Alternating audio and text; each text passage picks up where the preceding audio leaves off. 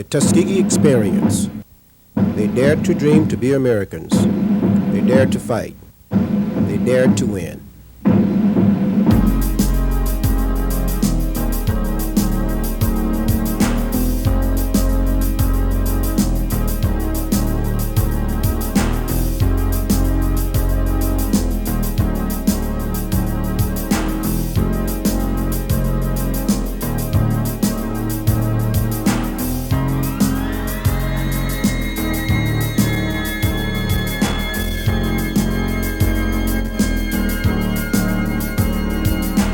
Man's new frontier, orbiting with the stars and neighboring planets, is yet but a continuing quest for human perfection. Ever since explorers' discovery of our earthly shores, man's new boundaries now reaches toward the heavens.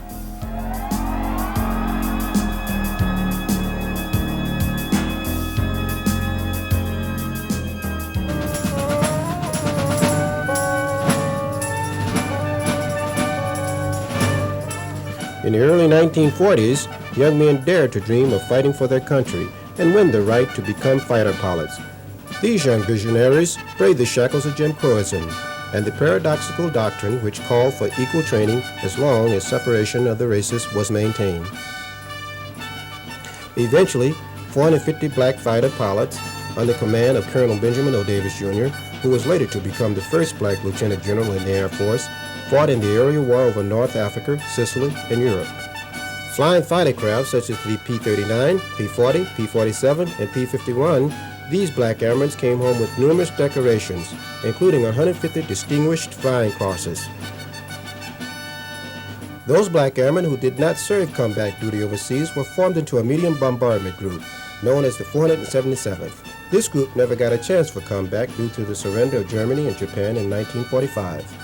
During World War II, the Tuskegee Airmen experience proved to demonstrate that the pursuit of excellence transcends race, color, and creed. This is illustrated by the distinguished combat and military record achieved by men with determination, qualification, and perseverance.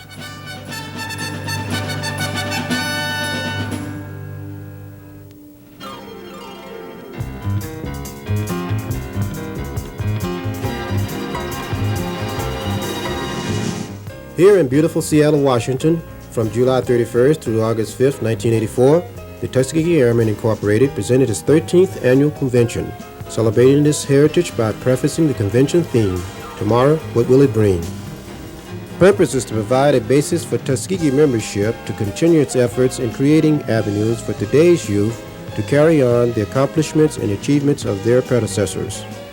The TAI National Scholarship Fund is a means of pursuing academic opportunities for the youth who are destined to follow the path of those courageous Tuskegee Airmen.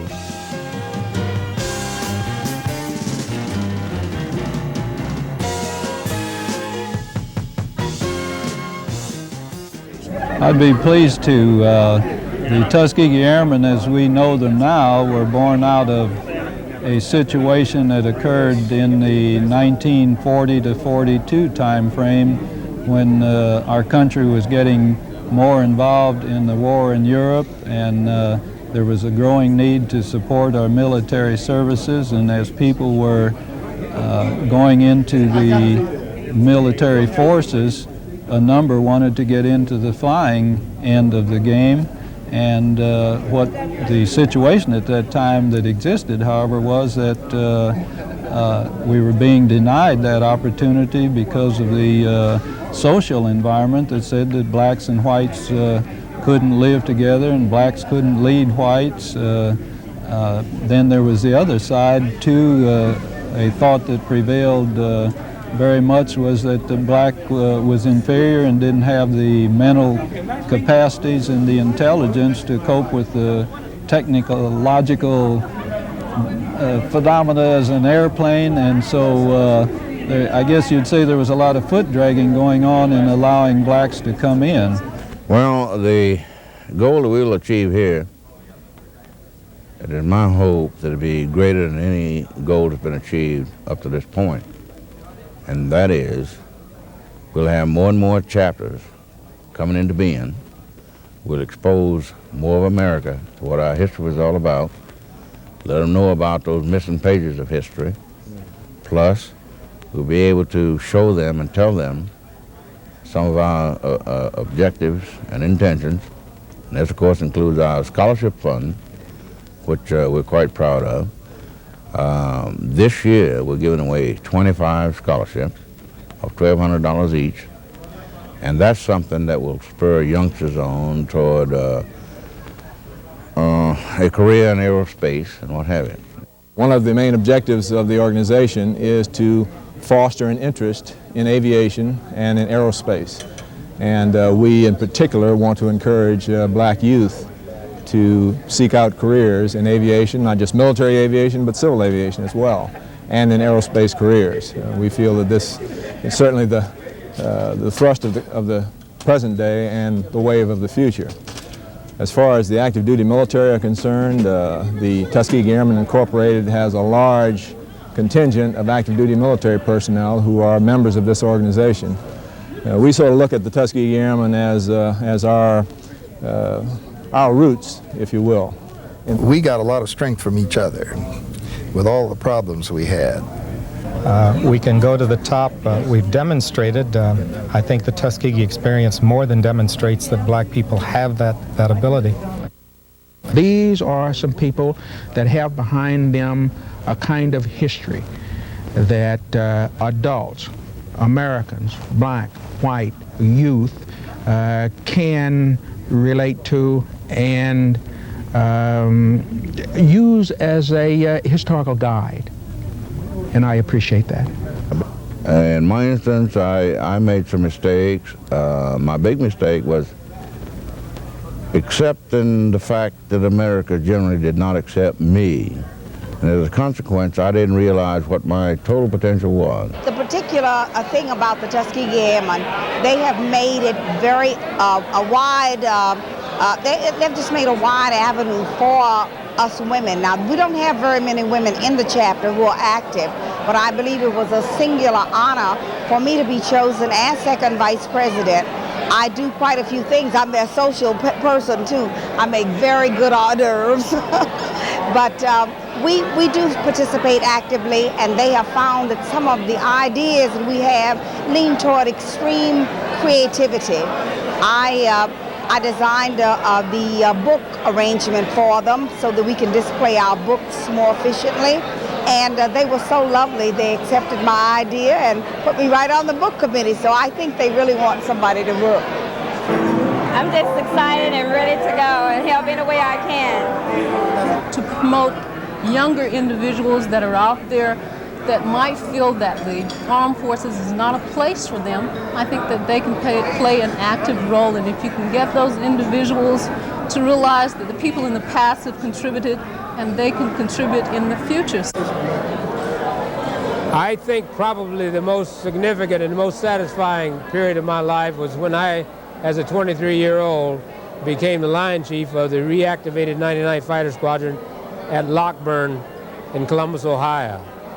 At that time, the military was kind of on the wane after the war, and at one period there we had 13 airplanes and only 12 people to maintain them. As a line chief, it was my responsibility to see that they were ready to fly, and the training was probably just as demanding at that time because many of the older pilots were getting out of the service. The one thing I think that we're remiss in, and that is that we haven't told our young people about what happened way back there 40 years ago. And I think we need to be much more active in that area to bring them up to date on what has actually happened, because it's a part of their heritage. And I think there's still a lot of young people out there who are not aware of that. And I think they should be. We need to work on that. Well, specifically, the CAP is one of the early programs, the junior CAP, which is really targeted for students at the junior high and high school level. That introduces students who are 11, 12, and 13 to what the concept of the CAP, or Civil Air Patrol, is and how it relates to the Air Force. The other programs would be the Junior ROTC, the Junior Air Force ROT specifically, which is a group of programs for high school students throughout the country, whereby they can take Junior ROTC as a freshman in high school and at least learn the mission of the Air Force, some idea of what flying is all about, and where they might interdigitate in that program if they were to either go to college and take advanced ROTC, or if indeed they merely left high school and went into the armed forces. Character is the most essential thing that a man has, and that's all he has. And once you don't allow yourself to escape into the pressures of a gang, the pressures of neighborhood or environment, you can become whatever you wish to become. His religion revealed to him that God loves all of his children, and that all men are made in his image, and that figuratively speaking, every man, from a bass black to a treble white, is significant on God. Mr. Tony Brown.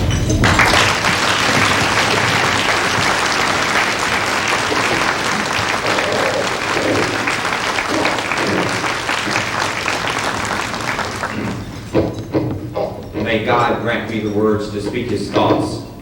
Let me thank you very much for the introduction and remind me to never have a drink with you again. I would like to thank the Tuskegee Airmen for the honor of being here in Seattle to address them at their annual convention. It means a lot to me. It means a lot to me, more than it would have meant to me a couple of years ago, because in the last 2 years, I have gotten to know a number of you, and I've gotten to know you as men, and in some cases as women.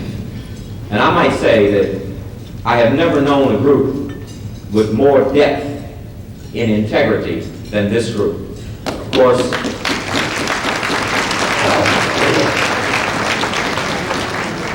I think it would be only fair as a journalist to observe that you are not without ego either.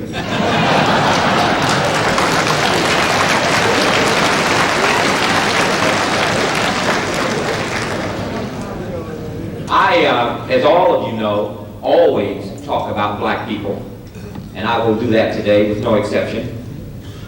And it always reminds me of discussing our situation in the context of our culture. I think too often we just completely overlook the fact that America is a land of immigrants.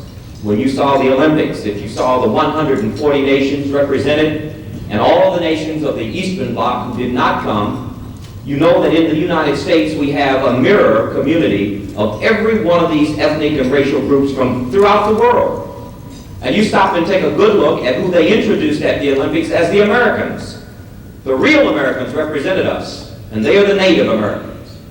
The rest of us are hyphenated Americans. We came from somewhere else. We came from England, English Americans, German Americans, Irish Americans, Japanese Americans, and yes, African Americans. It just so happens that everybody can go back to Japan, England, Ireland, but the Negroes cannot go back to Negro land. And that simply demonstrates we never came from anywhere but Africa. And after this many hundreds of years, we are still trying to find our names, which is one of the reasons we have more problems than most people have. They know what they are. Irish people act and behave as Irish people, proud. Jews behave as proud Jewish people, and they're expected to. And somewhere along the line, someone convinced us that we should behave as everything but what we are. You know, I learned in a black high school from a black English teacher named Mrs. Ruth Norman when she introduced us to Hamlet. And at the end, when Laertes was sending his son out into the world, Polonius, he gave him the most famous advice in all of literature. He said, "This above all, to thine own self be true, and it must follow as the night the day. Thou canst not then be false to any man." You know, if you look at it very carefully, the final battle for passage to freedom for black people will be fought in our minds. That's precisely where the battle is, and it's precisely where the battle has always been.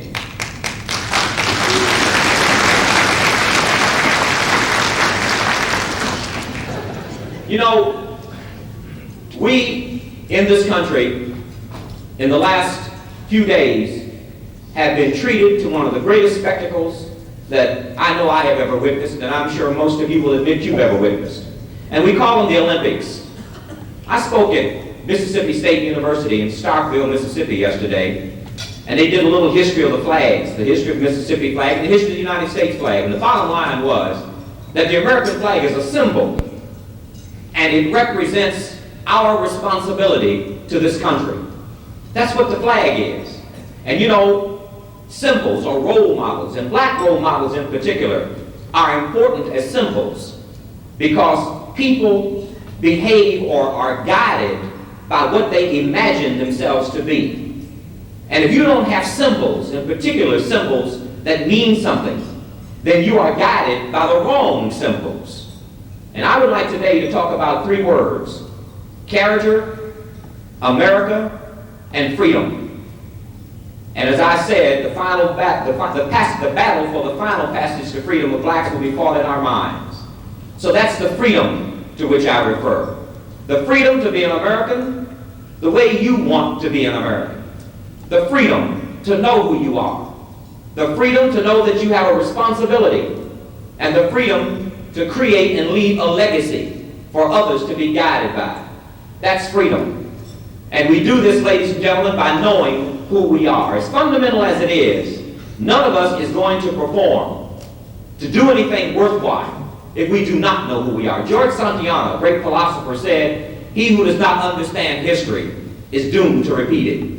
And anyone who does not know the history of his or her group in a culturally diverse, culturally pluralistic society such as America is certainly at a loss. You can look at the people who came here from Vietnam, the so-called boat people in 1979. They're now graduating from America's top universities and top high schools, #1 in their class. In '79, they didn't speak one word of English. You can go to New York City, to Harlem, 2.5 million black people, and go down the main street, 125th Street, and they now call it Soul, not S-O-U-L, S-E-O-U-L, because that's who runs the businesses. And what did they do? They didn't do anything illegal. They saw an empty store, they cleaned it up, opened it up, and started selling apples, oranges, and grapes. Brought their brothers and sisters and cousins over, and they started selling bananas and other things. And now they have a thriving business community. Anywhere you go in the world and find a piano, you will know that the piano was introduced to every country by a German. The Germans left Germany, settled in Russia, lived in Russia for 200 years, never adapted to the Russian culture, never learned German, left Germany and settled a state called Nebraska because they kept their culture intact. There's nowhere in the world you can go and outwork a person of Chinese derivation. There's nowhere in the world you can go and perform as an entrepreneur better than a member of the Igbo tribe from Nigeria. There's nowhere in the world you can go and outperform a second generation or a first generation black West Indian.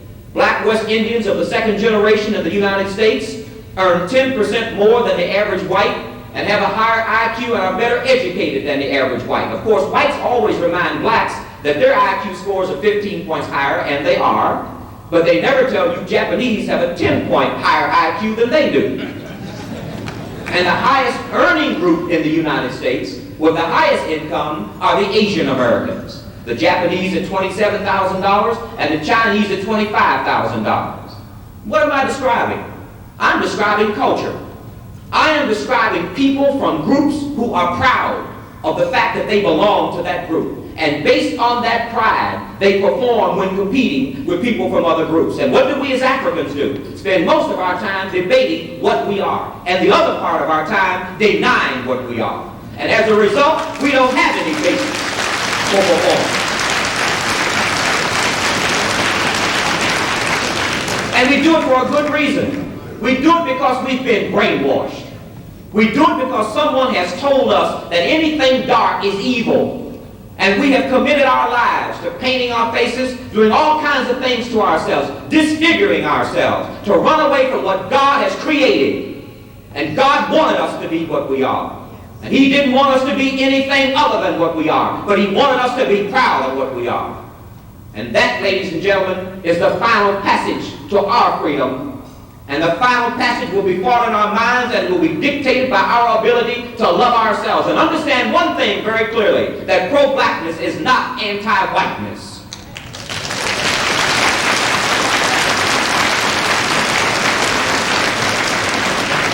You don't have to hate anybody to love yourself. We've got black people. 80% of us who are professionals went to a black college. And half of them are debating whether or not we need black colleges. Oh, look at us today. We're integrated. Yes, we're integrated. Go to the average white college. 7 out of 10 black students don't finish. 7 out of 10 black students do finish the black college.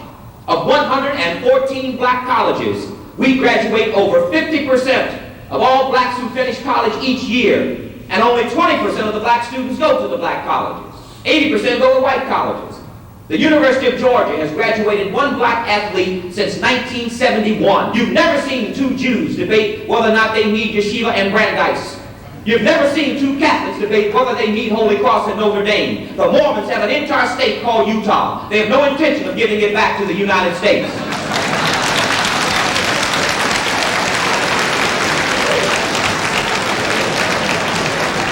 No, too many of us have listened to Porgy and Bess. And you know we hold Porgy and Bess up in our community as a great piece of cultural work. Do you know what that nonsense says, written by George Gershwin? I got plenty of nothing, and nothing is plenty for me. No, I don't like that one. I like the other one. Sung by Billie Holiday, taken from Matthew in the Bible. God bless the child that's got his own.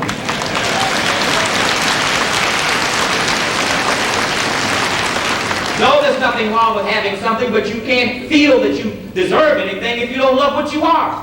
Who do you give your money to? People you love, don't you? Who do you give gifts to? People you respect. You don't give anything to people you don't respect.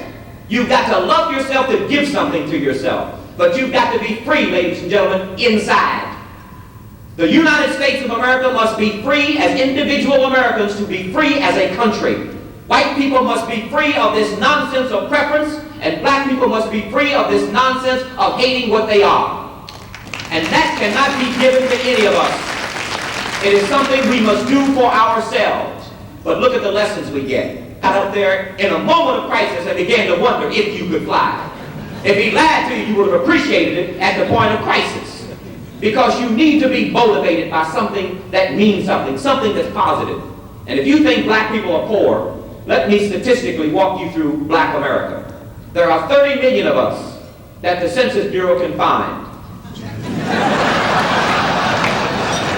Character is something that you get by doing the right thing because it's the right thing to do.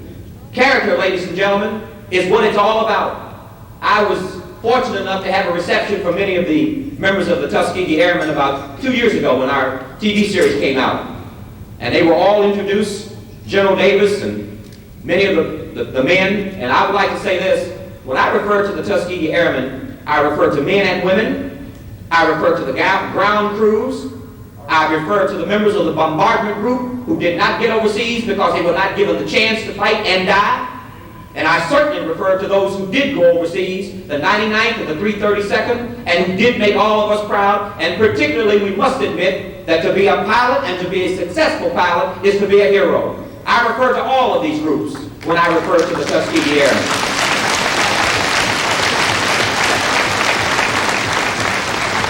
And when we had this reception, these men stood and gave each other warm applause. Conspicuous in that room in Washington, D.C., there was only one white officer who had served with these black pilots, ground crews, and other assorted people in the Tuskegee Airmen. His name was General Noel Parrish.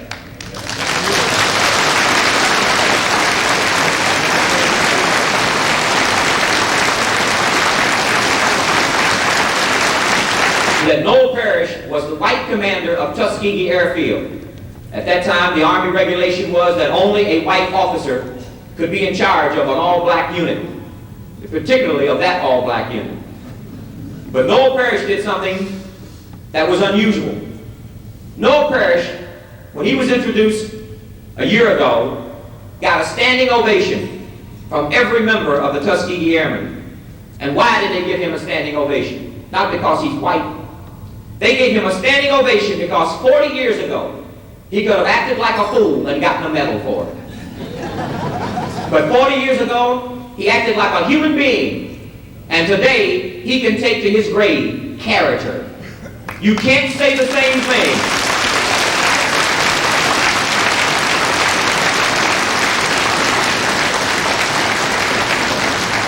You can't say the same thing about the architects of the 1925 War College report that said that black men were inferior physically and mentally to fly airplanes. You can't say the same thing about the bigots, the closet bigots and the outright bigots who were determined to make the so-called experiment fail. They will never go to their graves with integrity. They had the opportunity and they missed it. You can also look at a woman named Eleanor Roosevelt, the wife of the president, who in 1940 went down to Tuskegee Airfield when they were, the black pilots were only allowed to fly in civilian pilot training programs. And she went down to make a gesture. She went down to fly in an airplane with a black pilot to prove they could fly. And when she was getting into the plane with Chief Alfred Anderson, who today, by the way, as you know, is still flying airplanes at Tuskegee Airfield, when she got in the plane with him, they were pulling her coat, saying, "Don't get in that plane with that black man. You know you'll get killed." She got in the plane with Chief Alfred Anderson. They flew, they landed. She got out and she said, "Well, they fly all right to me." And as a result of her gesture and the NAACP's class action suit on behalf of Yancey Williams, a student at Howard University, black men were allowed to go into the combat division of the Army Air Corps, and you do know that the 99th Fighter Squadron was born out of that history. That's character. That's what Eleanor Roosevelt did. Then we have another stage of character. Young, bright black men seeing a war going on, seeing the spread of Nazism and racism all over the world, want, not encourage, desire to fight and risk dying, as some did, for an America that was segregated, for an America that did not even want them to fight. And why did they want to fight? They wanted to fight because they knew someone at some juncture in history had to prove something to this country. They knew that one generation of black men had to be sacrificed. They knew that one group of Americans who were black had to swallow their pride and be called all kinds of names, derisively and otherwise, because they knew they would bite the bullet. And they went into this so-called experiment, and they were initially assigned non-combat duty, and as a result of not shooting down Germans in non-combat duty, which would be an impossibility, they were called cowards. Eventually, it changed. And when the 99th and later the 332nd had the opportunity, they distinguished themselves. And many became heroes. As a matter of fact, all of them were heroes, including those who made the planes possible, the flights possible. But they proved something. They became, as you know, as the young lady said earlier, the only unit during World War II to never lose a bomber to enemy aircraft. They became a unit that developed people such as Hannibal Cox, who passed for white in order to get food for them when they were in the South and couldn't eat, who passed for white in order to stop them from getting lynched in South Carolina. These are the kinds of things that they did, ladies and gentlemen, but they survived. They were men who almost were aces. Men like Archer, men like Pruitt, men like all of you, and I could go on, Colonel Glee, Ace Lawson, all of them who distinguished themselves and who came back, ladies and gentlemen, and brought character. And what is the total result of what they did? The total result is that the armed forces have been desegregated, and last year, when many of you in this room went down to, I think it was Florida, to see Colonel Bluford launched as the first black astronaut, everyone in that room knew that he had been launched by what the Tuskegee Airmen did during World War II.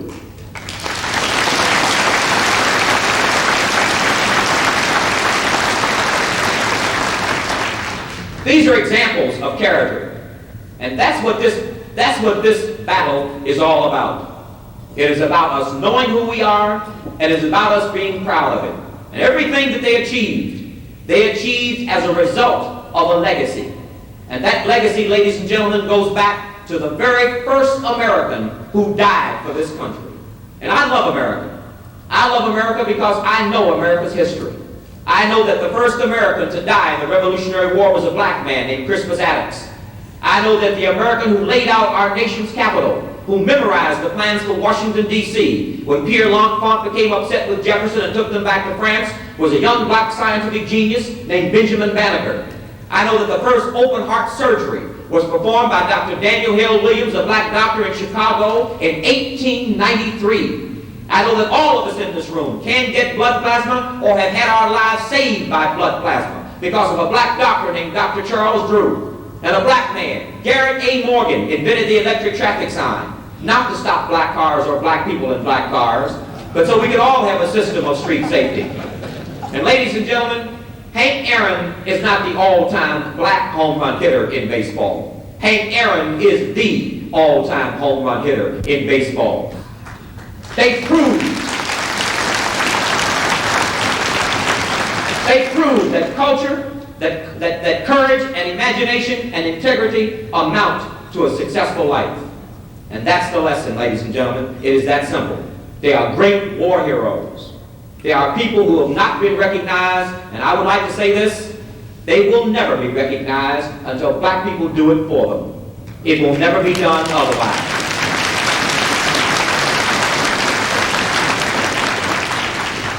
And I would like to leave you with a charge. And I'd like to particularly, for those of you who are young, perhaps recipients of the awards today, these are some words I would really like to leave you with. You probably at this stage of your life are a little too young to absorb all of this. I know at your age I couldn't have. But absorb this and understand that you're going to be set upon by people who are going to get you or try to get you to not have faith in yourself if you demonstrate faith in what you are.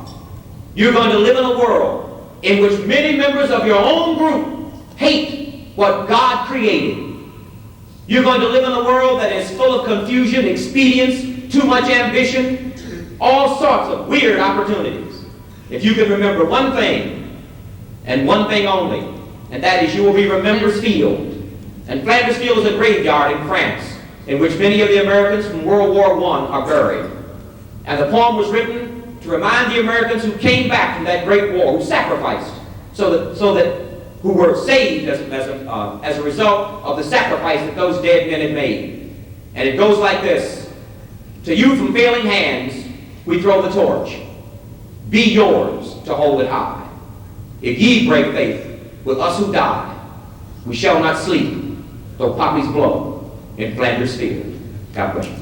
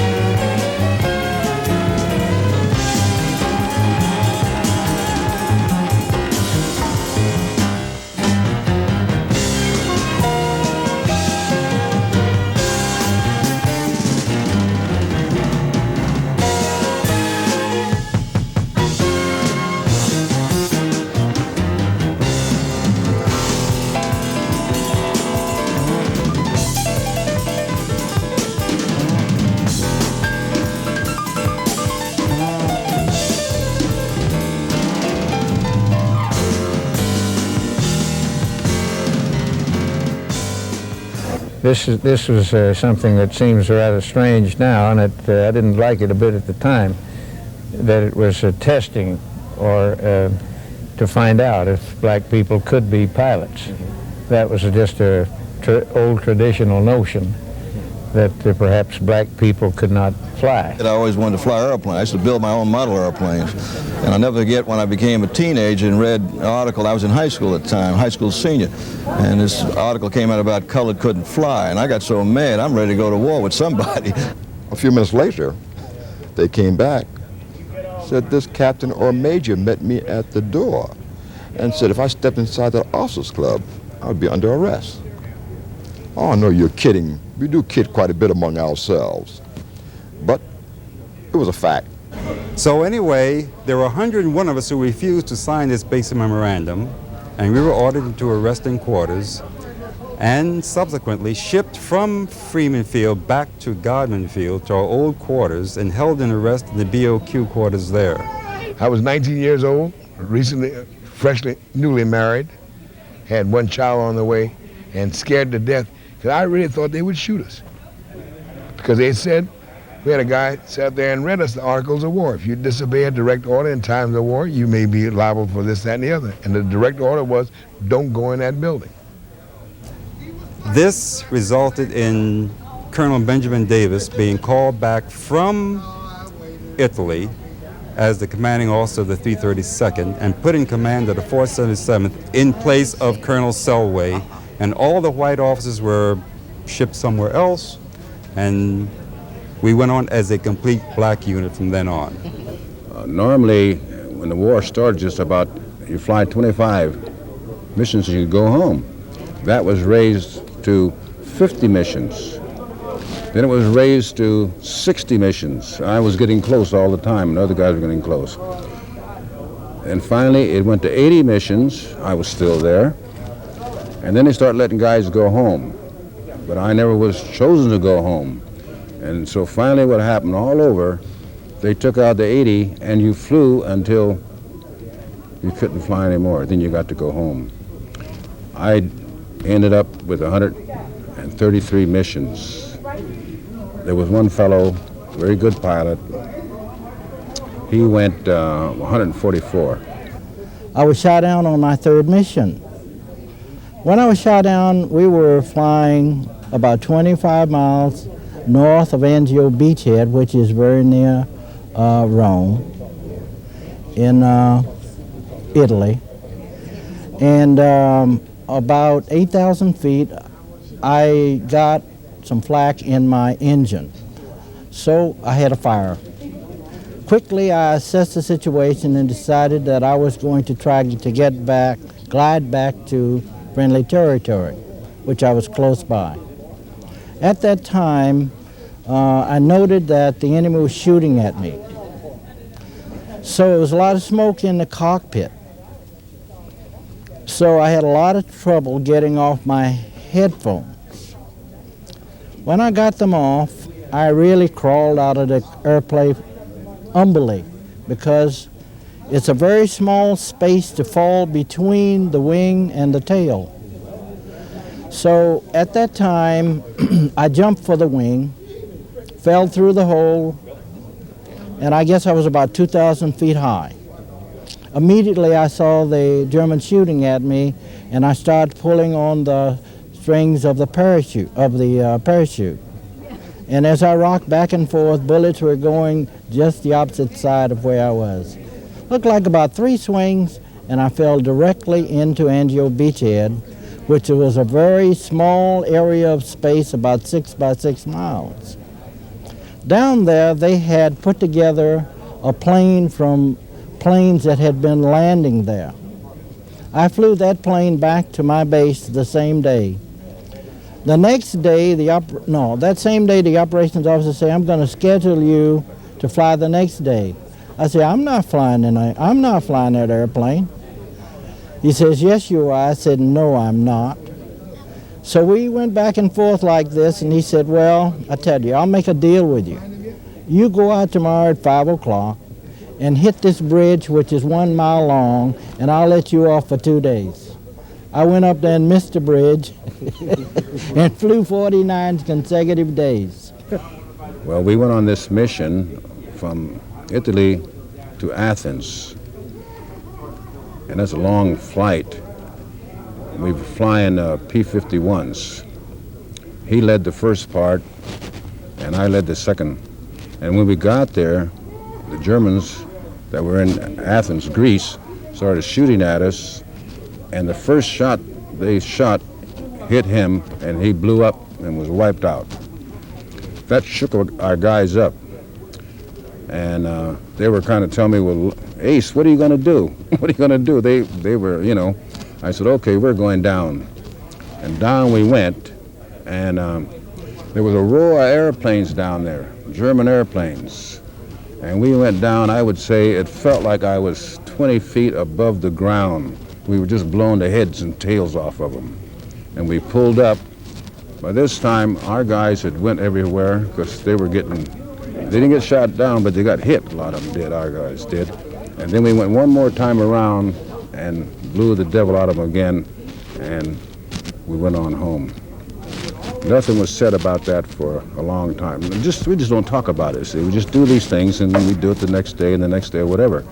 And the thing that really made me feel good was I was granted a Distinguished Flying Cross for leading that particular thing, but it was bad that we lost our friend, you see. We had to make a flight to Berlin to escort the bombers on the target. And while there, we encountered several small German jets. And we were successful in shooting down 6 of those German jets, which people stated that the P-51s could not shoot down because they had very high speed, whereas we had low speed. So what happened? We set up a strategy so the German jets would come in with a high speed, they get in shooting position, we would make a tight turn, and they would go around in front and return right back and shoot them down. But in Germany, I realized fully that Hitler and the entire regime was against black people. But since the war was going so badly for them, they had to treat me in a good means. I could have been just like the Jews, I realized that. But the Germans treated me as an officer and a gentleman. As an officer, I could not go out. I was not allowed to go out and work on the road detail. The enlisted personnel worked on the road detail. 1 egg in our American Red Cross food parcels was bargained with the German peasants for 6 eggs. Now realize, we didn't have enough food in the prison camps because we bombed out the train system.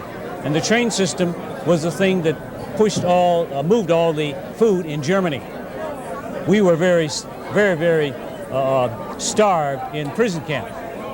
If I was an enlisted person, I could have used some of those cigarettes in the American Red Cross food parcels to bargain for food. But I was an officer. I was a gentleman.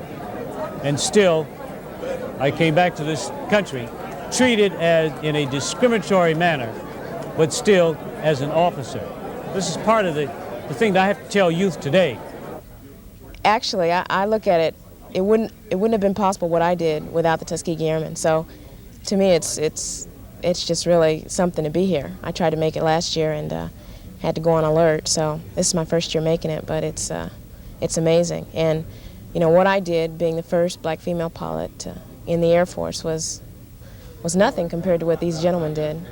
If you were playing baseball and you came up to bat, and the umpire immediately said, 2 strikes already. That's the situation that the black woman was in. I think they also need to know that it's going to be a hard road for them. The Air Force in particular has a lot of rules and regulations now that are protecting women, and there are a lot of there are a lot of things in the works now so that we will have better career guidance. It has been a deeply motivating experience for me. Just the opportunity to meet some of the original Tuskegee Airmen, to be able to rub shoulders, if you will, with these folks who are responsible for me being where I am today. They are responsible for me being able to be what I am today. And I can only look back and think about how much I have to be thankful for. Meaningful equality remains a distant dream. It is more than a little ironic that after several hundred years of class-based discrimination against Negroes, the court is unwilling to hold that a class-based remedy for that discrimination is permissible. In declining to so hold, today's judgment ignores the fact for several hundred years Negroes have been discriminated against, not as individuals, but rather solely because of the color of their skins. It is unnecessary in 20th century America to have been victims of racial discrimination. The racism of our society has been so pervasive that none, regardless of wealth or position, have managed to escape its impact. The experience of Negroes in America is not merely the history of slavery alone, but also that a whole people were marked as inferior by the law, and that mark has endured. The dream of America as a great melting pot has not been realized for the Negro. Because of his skin color, he has never made it into the pot. The Western Region, Tuskegee Airmen Incorporated congratulates and honors those who made it possible, and this has to do with first, it is engraved to, in this case, Colonel George Spanky Roberts Sr., first black cadet, pilot, in parentheses, Army Air Corps, 1941, and the other first also on this award is to Lieutenant Teresa M. Claiborne, first black woman pilot, United States Air Force, 1982. It is beautifully engraved with the Tuskegee Airmen emblem and a picture of these firsts.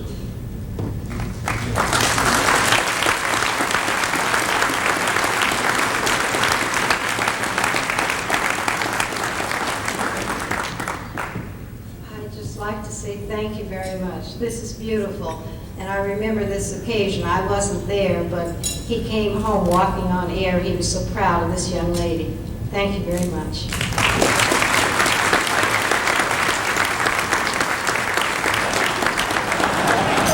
Now, he's a wonderful man, George Burns. He's my model. He's 88 years old. He just signed for 5 years at the Sahara in Vegas. 5 years with options. I gotta tell you about him because he's some man. On his 88th birthday, they sent a girl up to his room to entertain him, and she said, "What do you want me to do?" He said, "Fill the tub." And she filled the tub, and George got in and said, "What do you want me to do now?" I said, "Make some waves." She made some waves. She said, "What do you want me to do now?" I said, "Make a little thunder." And she went boom, boom, boom. She said, "What do you want me to do now?" I said, "Make a little lightning." And she turned the light switch on and off. I said, "What do you want me to do now?" I said, "Make some more waves." She said, "Don't you want to make love?" He said, "What, in a storm like this?" I know you're having a great time, and it's a kick to come and see you. Tonight at the Paramount, they're having a military night, and I understand a lot of the Navy's going to be there, and I'm kind of happy to see them too, because I've entertained them over the years. And in fact, I come from a Navy family. My uncle was the first officer on the Titanic. He was also first officer off the Titanic. But that didn't come out until the trial. You have a good time, and thank you. Good to see you. One is that I want our youth, black, white, polka dot, or whatever, but particularly those that feel that they don't have a chance, to give everything they can, that is, to set a goal and do everything they can to make something out of themselves. Be somebody. Be somebody. That's all. To try to interest youth in fields of aviation, and everybody can't be a pilot. But there are all kind of positions, engineering, management, throughout aviation that are available to kids today. And we just hope that we can get some of them interested. It's obviously quite an honor to follow in my father's footsteps. Tuskegee experience has been well documented. This is just a continuation of the legacy of the history and the accomplishments of black pilots in the United States Air Force. It's just a pleasure to be here, and it's a pleasure to be associated with this organization.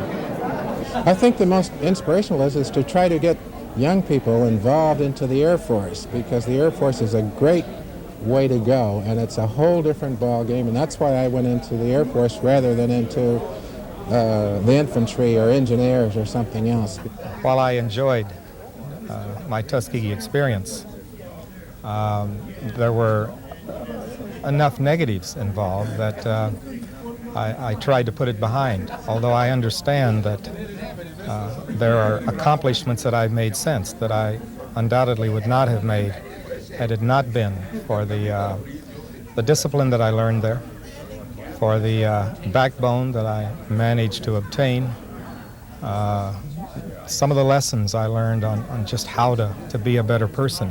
Well, I think we set an example for the day's youth. You may look around all over the country and see these examples, such as Coleman Young, Mayor of Detroit, Percy Sutton, a successful entrepreneur in New York City. One of my classmates, Lieutenant Governor George Brown, was the first black lieutenant governor in the United States. I said, start with a basic education. Make a determination to learn everything. I don't want anything around me I don't know something about. If it hadn't been for Tuskegee, I would have been maybe just another fellow, not having that opportunity, not having the confidence, and would have just gone off into oblivion as because just has lived and died, not had that chance. It's always a great opportunity to get together and see all these nice fellas. Enjoy being with them.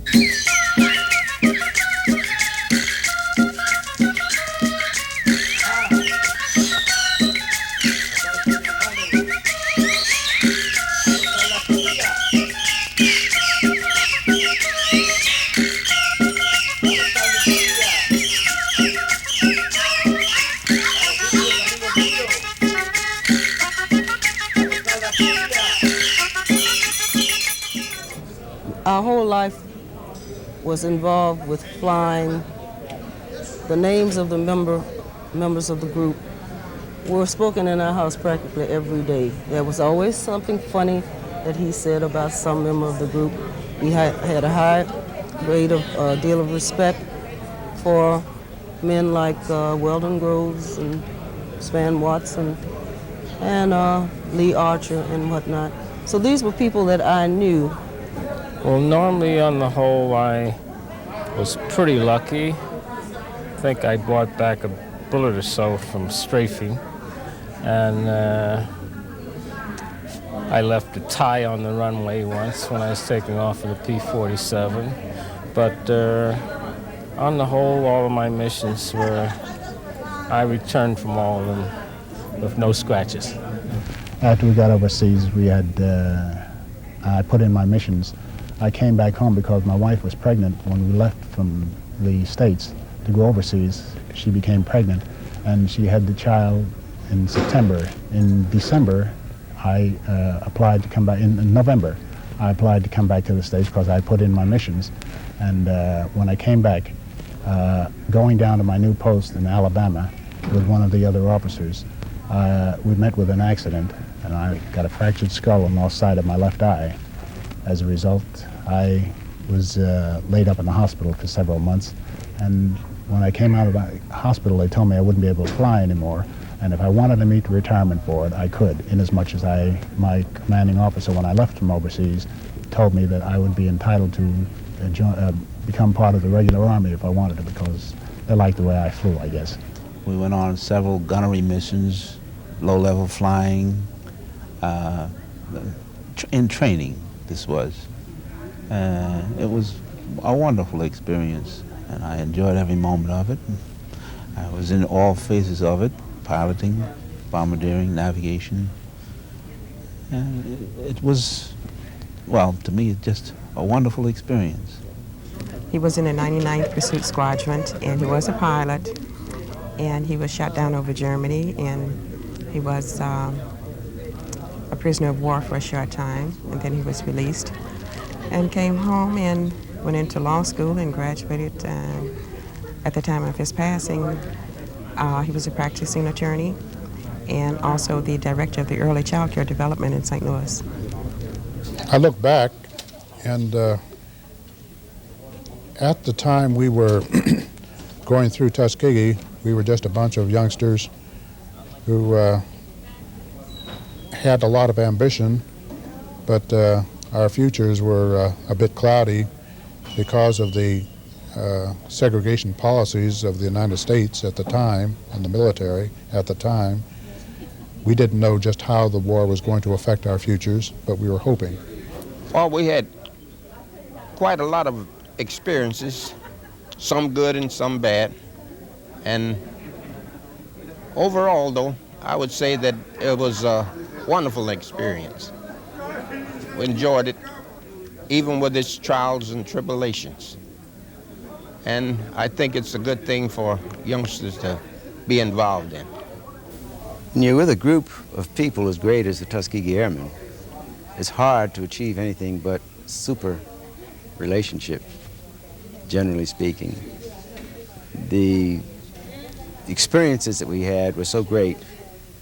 And it's such a heartwarming experience to interact with the youth who are coming along today and find that, hell, they're just as good as we were. They think. And we all grouped together at Chanute Field, Illinois, and we were the first ground crew to learn how to service airplanes. And I was the first black aircraft electrician in the 99th Pursuit Squadron. When the Air Corps saw fit to form a bomber group, well, they drew from some of those that were already trained as fighter pilots to form the nucleus of the group. They went up in Michigan for training.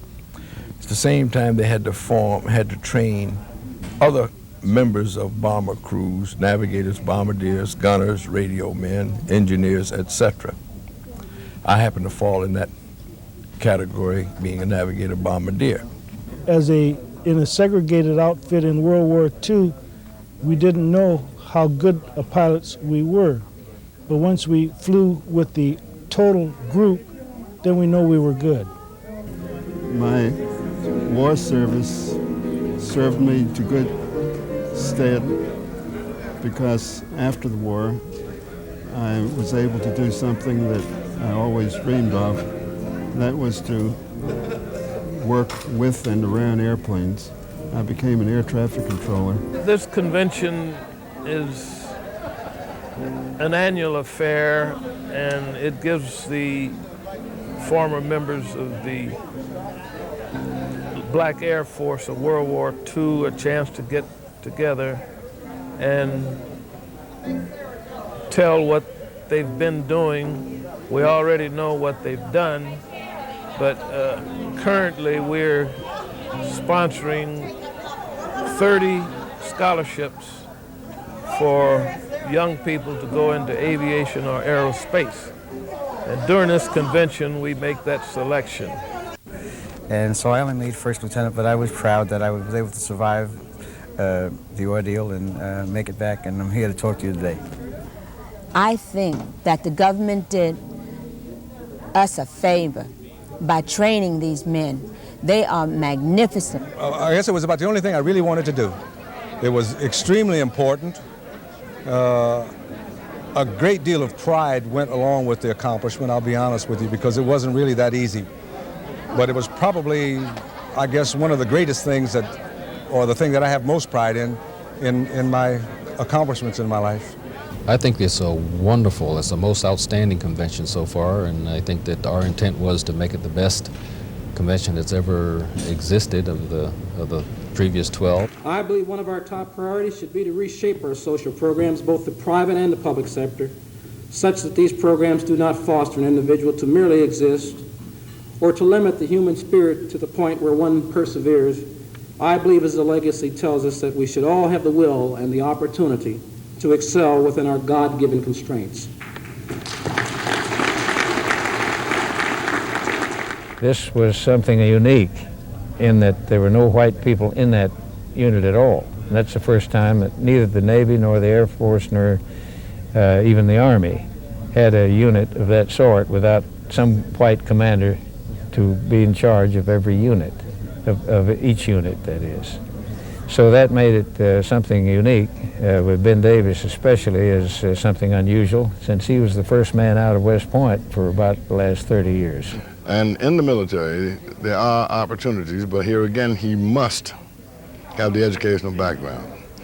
And if he does have that beginning background, the Air Corps does provide the means for him to increase his knowledge. So it is a great way to go, and certainly if he can get into the Air Corps as a pilot, I don't believe there's any greater dream that a man can achieve. My big mistake was accepting the fact that America generally did not accept me. And as a consequence, I didn't realize what my total potential was. And as I look back on it, if I had thought about the fact that I can go, what was the old saying? Man's reach must exceed his grasp, but what's a heaven for? I should have thought of that. And I want to use today to think about that.